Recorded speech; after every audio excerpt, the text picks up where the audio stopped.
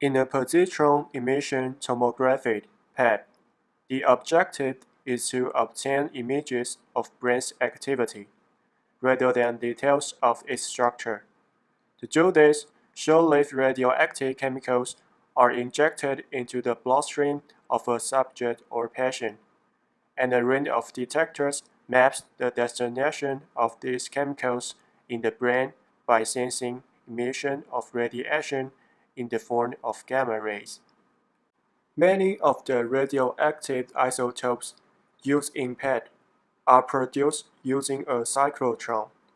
An accelerated stream of protons is directed at a stable target material, changing its atomic structure. To produce fluoride-18, a common positron emitter, the target material is oxygen-18 enriched water. During the bombardment, the oxygen-18 gains a proton and loses a neutron to become fluoride-18. The radioisotope is now incorporated into biologically relevant molecules. By far, the most common tracer used in brain imaging studies is fluorodeoxyglucose, FDG, an analog of glucose. Because fluoride-18 can be used substitute for hydrogen or hydroxyl groups in a chemical compound. It can be attached to a wide variety of compounds. For example, fluoride-18, fluoro-L-dopa, is often used to study dopamine synthesis in the brain. Other commonly used positron emitters include oxygen-15, carbon-11, and nitrogen-13.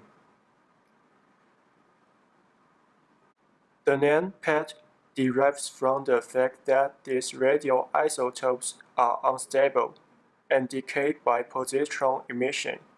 When the nucleus of the atom ejects a positron, the effect is to convert a proton into a neutron, an event that stabilizes the radioisotope. Positrons are basically positively charged electrons or anti-electrons. The emitted positron travels only a short distance before encountering a nearby electron. The two particles combine and annihilate each other, resulting in the emission of two high-energy 511 kV gamma rays in opposite directions. The gamma rays easily pass through the body and are detected by the electronics of the tomograph. Modern tomographs contain thousands of detectors arranged in rings surrounding the field of view.